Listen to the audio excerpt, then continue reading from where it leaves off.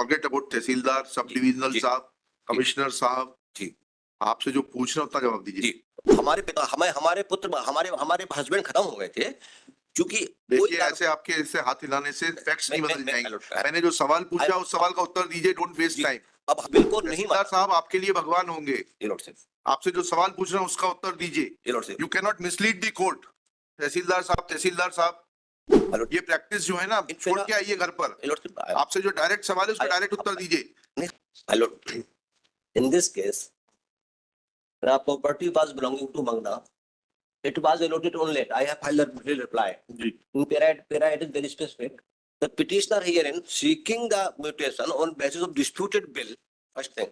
नहीं तो when was dispute filed? Bill Because मालूम is bill is under challenge before which court? the surprisingly your lord साहब, अरे एक सेकंड, आपसे जो पूछ रहा हूँ उतना बताइए। सरप्राइजिंग तो बाद में आएगा। मैं बता रहा हूँ। वो वसीयत को चुनौती कहाँ दी गई है? बिल एक्चुअली बिल के आधार पर जो आदेश से बता रहे हुआ है, this order was not placed before this court 29/7/2016। आपसे जो पूछ रहा हूँ उतना तो बता दीजिए जी, कि जब यह वसीयत और तुम पार्टी नहीं थे, तो आई वाज नॉट। आपने उसको चुनौती कब दी है तो बता दीजिए। मैं बता रहा हूँ सर, हाँ। पूरा केस है सर कि मगना की मृत्यु होने के बाद इन्होंने बिल के आधार पर नामांतरण का आवेदन लगाया। चूंकि वो पट्टे की भूमि थी, एडिशनल कलेक्टर साहब के यहाँ हम पहुंचे। हम मगना के पूर्व व्रत पुत्र की पत्नी है, वो बच्चे हैं। तो हमने वहां पहुंचे तो आर1 देखिए, एडिशनल कलेक्टर साहब ने आदेश किया हाँ। कि इस चूंकि पट्टे की भूमि है तो तहसीलदार इज डायरेक्टेड आर1 में बेकार लिविशन, tehsildar is directed to inquire the matter and the pass an order amongst the all legal years. ये order सब R1 है, it was dated 20/10/2012. Ji This order was never complied with. अच्छा, इस order को कभी कंप्लाई नहीं किया गया 2012 के। इसके बाद सर कुछ नहीं हुआ तो हमने एक एप्लीकेशन लगाई नामांतरण के लिए, होती नामांतरण के लिए तहसीलदार साहब का। जब तहसीलदार साहब के यहाँ हमारा नामांतरण चल रहा था तब इन्होंने बताया कि एक कोई केस हुआ है 29/7/16 में जिसमें किसी बारिश को पार्टी नहीं बनाया गया, ना हमको बनाया गया, विराट में लिखा है, और कोई किया गया। तहसीलदार साहब ने पाया। आपसे जो पूछ रहे हैं उतना बताइए जी, अगर एक वसीयत है और वो डिस्प्यूटेड है तो उसके डिक्लेरेशन के लिए सूट कब लगाया?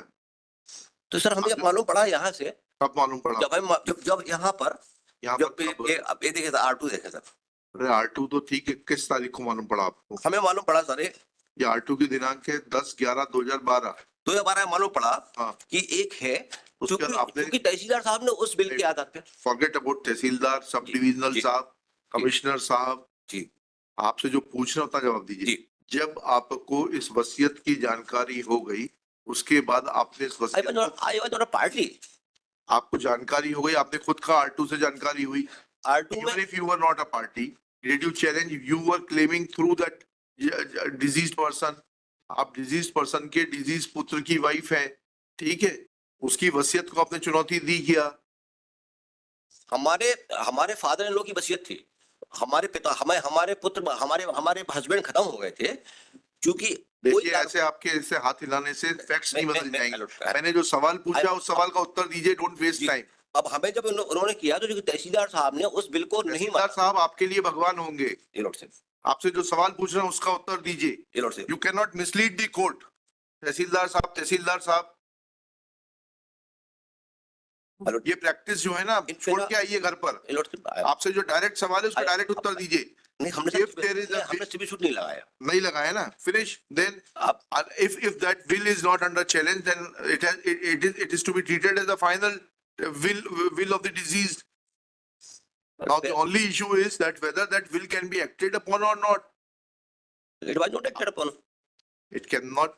You cannot simply say that it was not acted upon. आप चीज को समझने की कोशिश करिए। आपको 2012 में वसीयत की जानकारी हो गई, आपके ससुर साहब की वसीयत की जानकारी हो गई, उसके बाद आपने क्या उस वसीयत को चुनौती दी?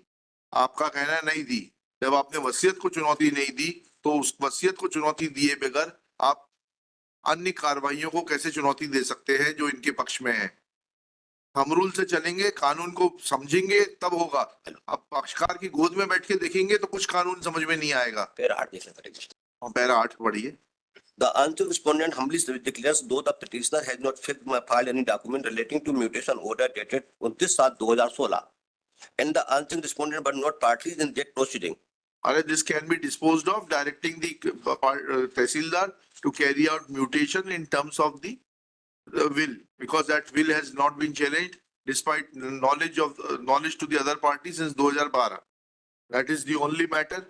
All impugned orders are required to be set aside. This is the crux of the matter. 2 minute का केस है, लिखिएगा. This petition is filed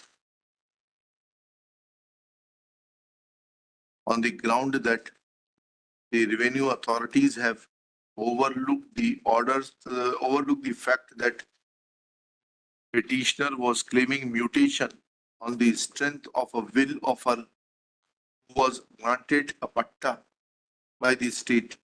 Full stop.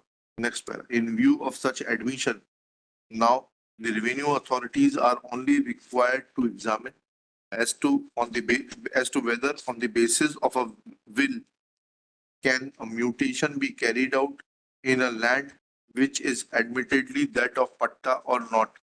Question mark. Full stop. No other question survives for adjudication. Full stop.